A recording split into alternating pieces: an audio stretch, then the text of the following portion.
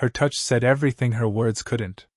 It started in the quiet hum of a late afternoon cafe, the kind of place where the espresso machine never stopped sighing and sunlight dripped like honey across the tables. I'd come there out of habit, chasing silence after a long day, but then she walked in, and suddenly silence had a pulse. She didn't notice me at first.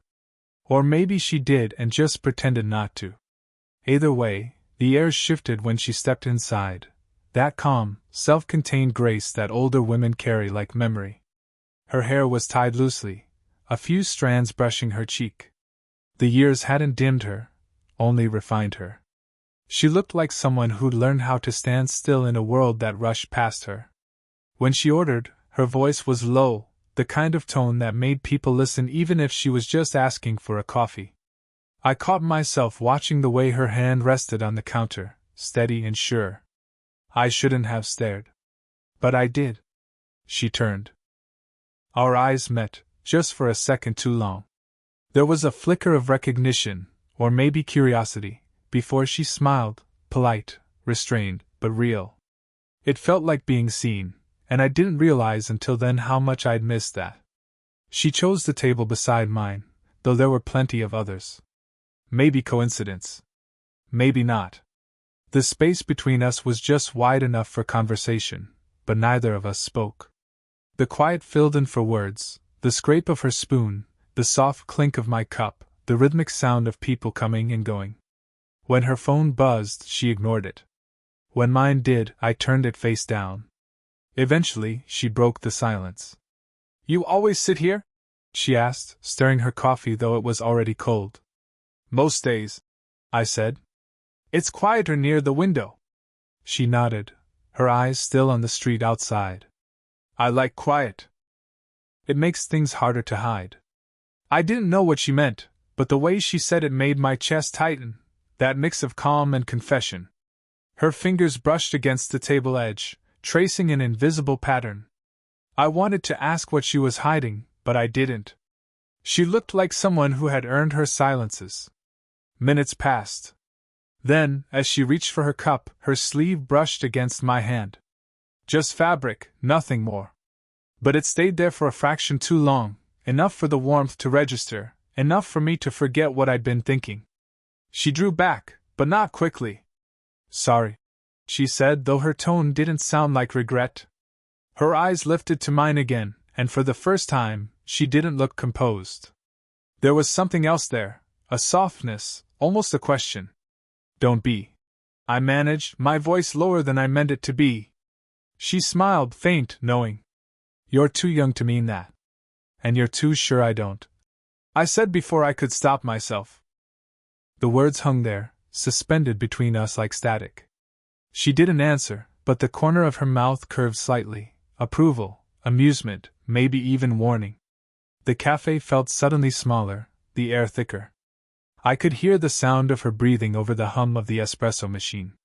Then the bell over the door rang, sharp, sudden. She glanced up, startled, as someone called her name from across the room. And just like that, the moment broke. She stood, smoothing her sleeve, that calm mask sliding back into place. "It was nice talking to you," she said, though we both knew we hadn't really talked at all. Her hand brushed mine once more as she passed, deliberate this time. No words followed it. None were needed. Her touch said everything her words couldn't. The next time I saw her, it wasn't planned. Or maybe it was, maybe part of me had started walking past that cafe just to check if she was there again. She was. Same window seat, same half-empty cup. But this time, her hair was down, loose around her shoulders. She looked different, not younger, just less guarded. When she noticed me at the door, she gave that small smile again, the kind that didn't quite reach her eyes but still made something tighten in my chest. "Back for the quiet?" she asked when I sat across from her. "Or for you?" I almost said. Instead, I shrugged. "Guess I missed a good light." She tilted her head. "You always notice things like that?" "Only lately." Her gaze softened. "You must be young enough to still think noticing matters." I smiled. "You don't?" Her laugh was quiet, but it lingered. I used to. Then life became about forgetting instead. The words sat between us, heavy but honest.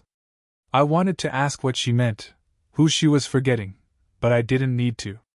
There was a thin gold band mark still faint on her finger, pale where the ring used to be. We talked around it for a while.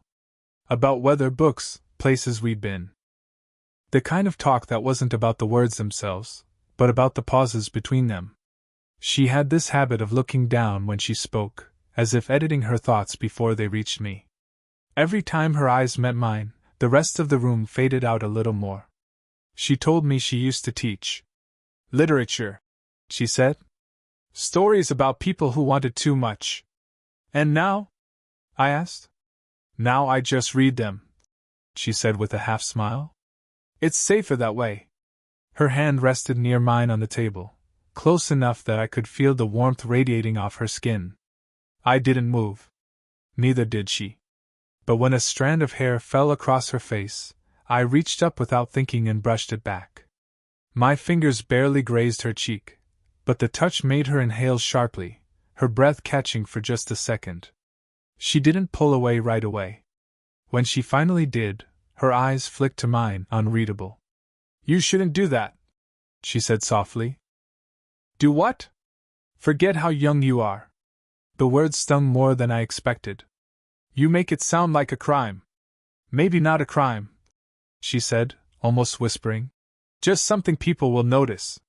Her tone wasn't scolding, it was protective, like she was warning herself as much as me.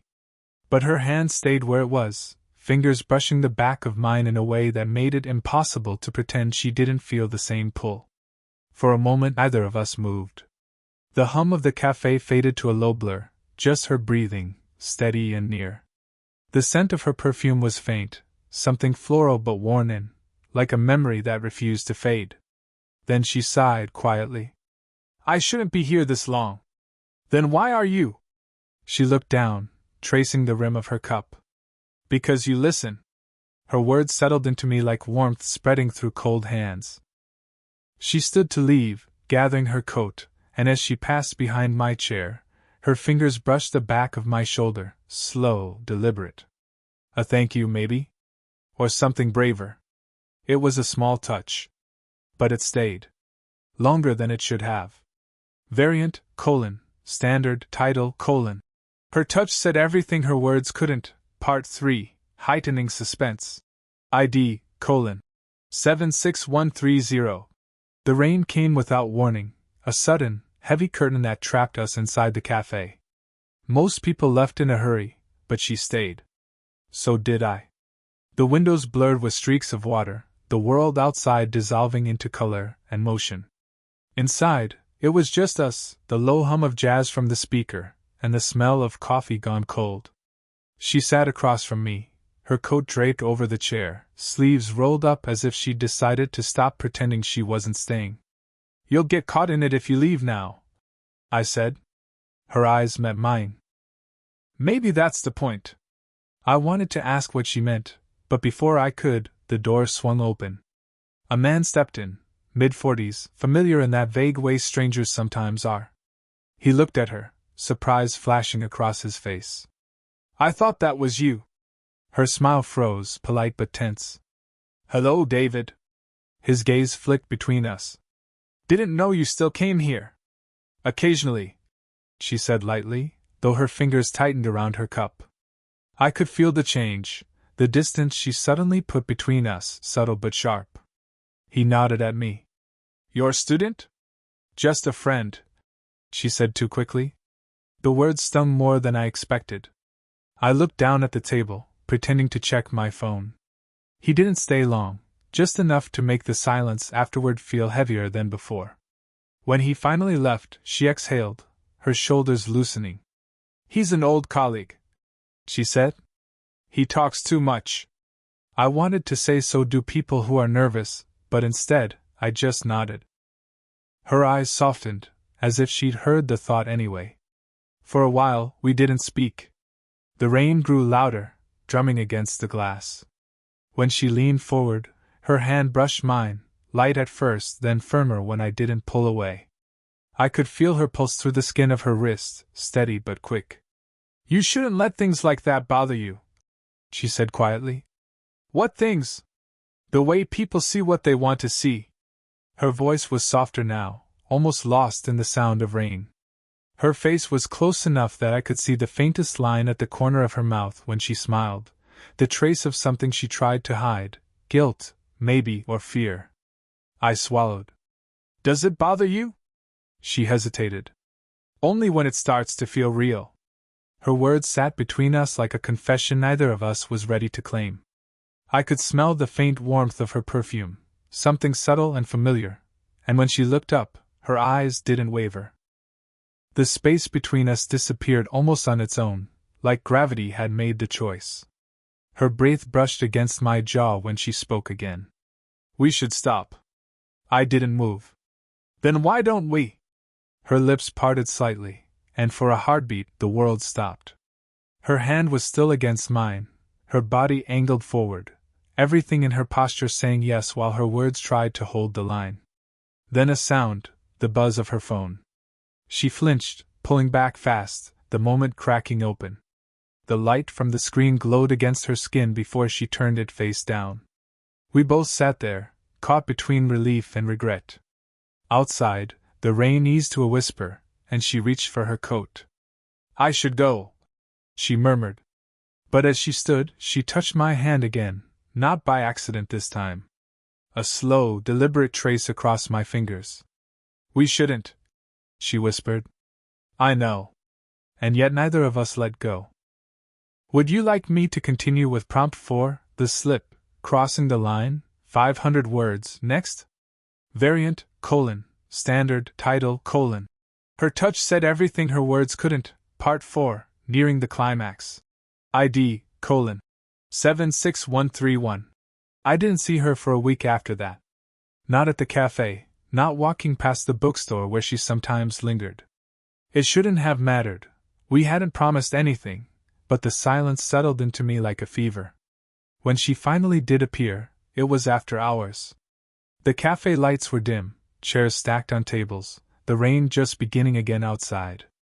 She stood by the door, hair damp, eyes searching. "You're still here," she said. I could say the same. She hesitated before crossing the room. "I wasn't sure I should come." "Then why did you?" Her smile barely held. "Because pretending not to miss something doesn't make it go away." She sat down slowly, as if testing the distance between us. The air was heavy with the smell of rain and coffee grounds. For a moment, we just listened to it, the quiet, the hum, the sound of being alone together again. "You've been avoiding me," I said finally. She looked down at her hands. "Avoiding is easier than explaining." "What's there to explain?" "That this shouldn't be happening." I leaned forward. "But it is." Her eyes flicked up, startled, almost afraid. "You don't understand how this looks." "Then help me understand." The silence stretched, taut as a wire. She ran her fingers through her hair, exhaling shakily. "I spent half my life doing what looked right. And now," she trailed off, shaking her head. "Now I can't decide if this feels like a mistake or the first honest thing I've done in years." Her voice cracked on the last word, and something inside me broke with it. I reached across the table, brushing a strand of hair away from her face. She didn't move, didn't breathe. My thumb grazed her cheek, tracing the faint warmth of her skin. "You don't have to decide right now," I said. Her eyes fluttered shut, just for a second. When she opened them again, there was something fierce in them, longing, fear, everything she tried to hide. "You make it sound so simple." "It isn't," I whispered. "But I don't want to keep pretending." Her breath trembled. "Neither do I." We stood at the same time. The chair legs scraped softly against the floor. She stepped closer, close enough that her coat brushed against my arm, close enough that I could feel the heat of her body through the space between us. She tilted her head up slightly, eyes locked on mine. My heart thudded hard enough that I was sure she could feel it. Her hand found my chest, fingers curling lightly in the fabric of my shirt. "This can't go anywhere," she murmured. Then let it stay here, I said. Her lips parted, and for a heartbeat, everything stopped, the rain, the world, even sound itself. She leaned in, breath warm against my skin, her forehead almost touching mine. I could smell her perfume, faint and intimate, the scent of something that wasn't supposed to happen. Tell me to stop, she whispered. I didn't. Couldn't. Her eyes closed, her hand tightening over my heart. And then, the sound of keys rattling at the door. The barista's voice, calling out from the entrance. Sorry, we're closed. Oh, didn't realize anyone was still. She stepped back fast, hand falling away, her breathing unsteady.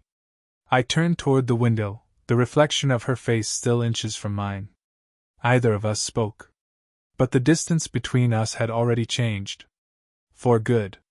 Would you like me to continue with prompt 5, the fallout, emotional consequence, 500 words, next? The cafe felt different after that night, brighter somehow, louder. Or maybe I was just more aware of how quiet it had been when it was only us. She came in a few days later, earlier than usual, eyes restless. I knew before she spoke that something had shifted. She didn't sit across from me this time, she stood, clutching her phone like it might anchor her. I shouldn't have come, she said. Then why are you here? Her answer came out low, almost breaking. Because you deserve to hear it from me before someone else does. The air thinned. I waited. David saw us, she said finally. That night in the rain. He told my department head. The words landed heavy, not like a blow, but like something you couldn't take back once it was said aloud. I stared at her, trying to find the right reaction, but she looked like she'd already imagined every version of it. You're not even my student, I said, half to reassure, half to protest the absurdity. It doesn't matter, she whispered. It's the story they'll tell that counts. She turned away, arms crossed, trembling slightly though the room was warm. I could see the way her fingers pressed into her sleeves, holding herself together. I thought I could handle people talking. I can't. Her voice cracked on the last word. I stood, closing the distance between us before I could think better of it. You don't have to handle it alone. That's the problem, she said, facing me now. You make me forget what's safe. We were inches apart. Her breath brushed my collar, shallow and quick. My hand lifted, not to touch, just hovering near her arm. I could feel the warmth radiating from her skin. I'm not sorry for any of it, I said quietly. She let out a shaky laugh, eyes glistening. You should be. Are you? Her lips parted, but no answer came. Instead, she stepped closer, so close I could feel her heartbeat against mine. Every word, every argument dissolved into silence. This isn't fair to you, she whispered. You don't even know what you're giving up. Then tell me. Her hand found my chest again, fingers trembling. A reputation. A job. A life I've spent years keeping steady. And still you came back, I said. She closed her eyes, and when she spoke again, her voice barely held. Because I couldn't stop thinking about you. It wasn't loud, but it was enough to undo every rule between us. For a moment, everything else faded, the risk, the fear, the invisible lines we'd drawn. I reached up, brushing a tear from her cheek with my thumb. Her breath caught. Say something, she whispered. I think you just did. Her eyes opened, glassy but fierce. Then what happens now? Before I could answer, the cafe door opened, the bells chimed slicing through the silence. David again, standing there with that knowing look, the kind that says I told you so. She stepped back, fast, but his expression said he'd already seen enough. The damage was done. And still, even as she turned to leave, her hand brushed mine one last time. Not apology. Not goodbye. Just an unfinished promise either of us dared speak. The next few days blurred. She didn't come to the cafe, and I didn't try to reach her. Every time the bell above the door rang, I looked up, half hope, half dread. When she finally appeared, it wasn't quiet confidence this time. She looked shaken, her hair loosely tied, eyes rimmed with exhaustion. I can't fix it, she said before I could speak. They've decided what they think. I rose from my seat, but she lifted a hand, stopping me. Don't. If anyone sees us, let them, I said. Her voice softened. You don't know what that means for me. I stepped closer anyway, lowering my tone. Then tell me to walk away. She didn't. Her silence said enough. The cafe was nearly empty. The rain outside matched the pulse between us. She moved closer, maybe without realizing it, until I could feel the warmth of her arm against mine. Why are you doing this? She whispered. Because I don't want to keep pretending I don't care. Her breath caught, eyes flicking to my mouth before she looked away. You think this is about wanting? Isn't it? Her laugh was small, fragile. It's about everything I said I'd never let myself feel again. I reached up, brushing her sleeve, a careful, trembling gesture. Then maybe you should. Her eyes met mine, steady now, searching. You'd lose nothing. I'd lose everything. I shook my head. You'd still have yourself. She exhaled, shaking slightly. That's not how it works. People see what they want, and they don't forgive women my age for wanting something that doesn't fit the rules. I didn't answer. Instead, I stepped even closer, the distance between us barely a breath. The air thickened, filled with the scent of her perfume, faint, steady, undeniably hers. Tell me this isn't real, I murmured. Her hand trembled as she reached up, brushing my jaw with the back of her fingers. It's too real, she said, voice breaking. That's the problem. For a moment, nothing existed but the space between our faces, charged, dangerous, honest. My heart pounded against her palm as if it could speak what I couldn't say aloud. She leaned in, just slightly, until her forehead rested against mine. Her eyes closed. I could feel her breath, shallow and uneven, on my lips. Every time I leave, she whispered, I tell myself I won't come back. And yet you do. Because I can't stay away from you. The confession hung there, raw, unguarded. I lifted my hand, tucking a strand of hair behind her ear. My thumb brushed her cheek. She didn't pull away. The moment was fragile, like a held breath before a storm. Her voice came again, softer now. If we do this, there's no going back. I don't want to go back, I said. She opened her eyes, meeting mine fully, no fear left, just clarity. Then stop hesitating. The air between us vanished. She moved closer, breathless. And just as her lips brushed mine, the sound of the door. David's voice. Don't, she whispered, stepping back, tears bright in her eyes. Not like this. But even as she turned away, I knew the decision had already been made. The storm finally passed, outside and between us. Weeks later, the rumors had burned out, replaced by newer gossip. The cafe stayed the same, chipped tables, the same worn bell, the same quiet corner where everything had changed. I was there again, pretending to read, when she walked in.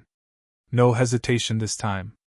She sat across from me like she used to, no walls, no defenses. Just a faint, tired smile that said she'd fought her battles and chosen peace instead of fear. They offered me time off, she said, stirring her coffee slowly. I think they expected me to disappear for a while. And will you? She looked at me then, eyes soft. No. I'm tired of running from things that make me feel alive. The words lingered in the air, gentle but sure.